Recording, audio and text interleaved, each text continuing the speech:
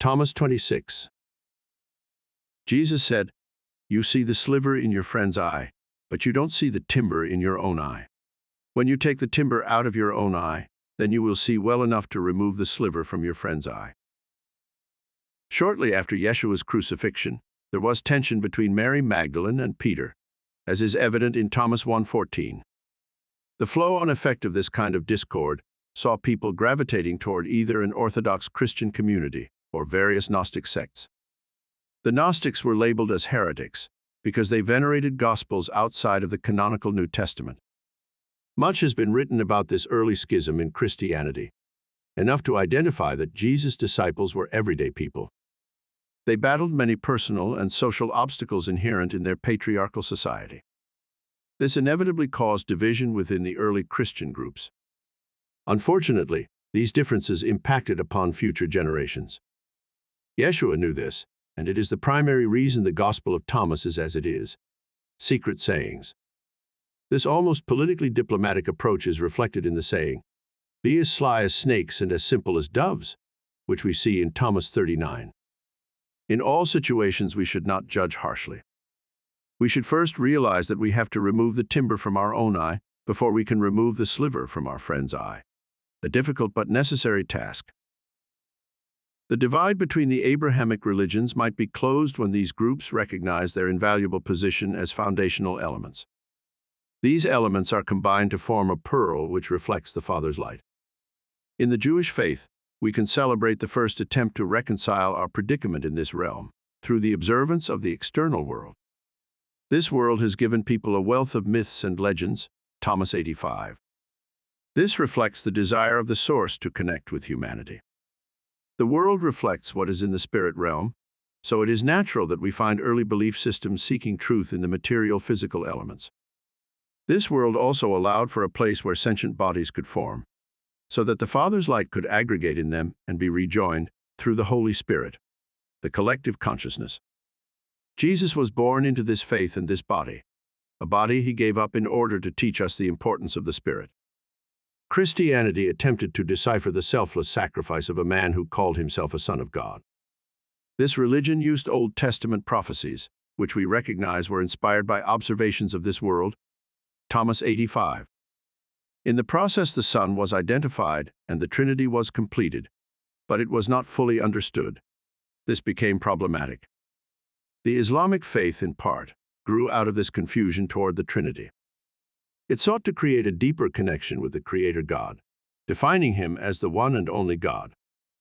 In focusing on the oneness of God, Islam sought to bring peace to the restless soul. It restated people's relationship with God as their Creator and made this relationship easier to understand and submit to. The three sides of this triad, which is analogous to the Abrahamic religions, are yet another manifestation of this realm's attempt to mirror the realm of the Spirit. However, just as the male and female have been separated in this realm, Thomas 22, so too have the layers of the one pearl. Judaism, Christianity, and Islam should be seen as intrinsically connected. They have played an invaluable role in bringing us into the light. Jesus represents the Holy Spirit, the collective consciousness, because He is the link between our soul and the Source's light. Yeshua is the light shining on this pearl, enabling us to see it for what it is, a precious gift. It has evolved into this pearl, the 77th pearl. When they see this truth, then they will have removed the timber from their own eye, so that they may remove the sliver from their friend's eye. Through this understanding, the Abrahamic religions could move mountains. The most contentious obstacle for those who share Jesus as their source of faith is the way He can be defined as either man or God. Separating the spirit world from the physical world in our minds is helpful in solving this dichotomy. The Gospel of Thomas often speaks about this distinction, and it presents the answers. If all people accepted that what we are is not flesh, but a soul, like all other sentient beings, then we might return to a common ground. We are not a unique creation by God, for His pleasure and glorification. If that were true, we would not be creatures that can cause immense suffering to other species and our own. Humans would not choose wealth accumulation over sustainable industries. People would not make their God an excuse to kill. They would not destroy the very planet they believe was created just for them. Humans have the breath of life in them, the creative mind that reflects our link to God, the source. We are the vehicles for our God to dwell in, to become part of the collective whole, the kingdom. Accepting that some claims of miracles may be fictional stories written by well-meaning people of faith is crucial. Theirs was a faith that so blinded them. Thomas 28. They wrote words about Jesus they confidently felt could be true, even if they were not. To them, Yeshua was the only Son of God and could do these things, if he so desired. But would he?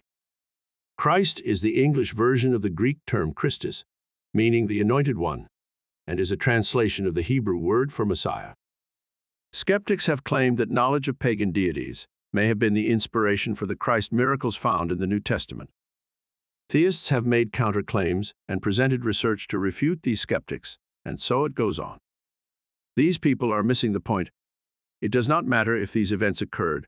What matters is that a man called Yeshua, Jesus, brought us an important message. Teachings that have become clouded by such futile and irrelevant discourse. These issues are the timber in our eye, and people must remove these obstacles before they can move forward. Jesus being remembered and revered by so many for so long is testament to the fact that he was a great man.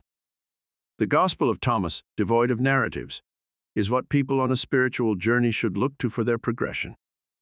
These words speak to the soul, what humans are. They do not speak to the flesh that clothes them. In this way, we see these two, soul and flesh, as different and separate. We must separate ourselves from what the flesh has created and embrace what we know is the truth. We are one.